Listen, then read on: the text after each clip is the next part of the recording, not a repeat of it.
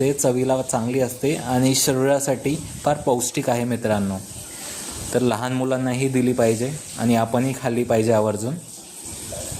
हे बघा, आपण तीळ लावलेले आहेत आता त्याच्यावरती.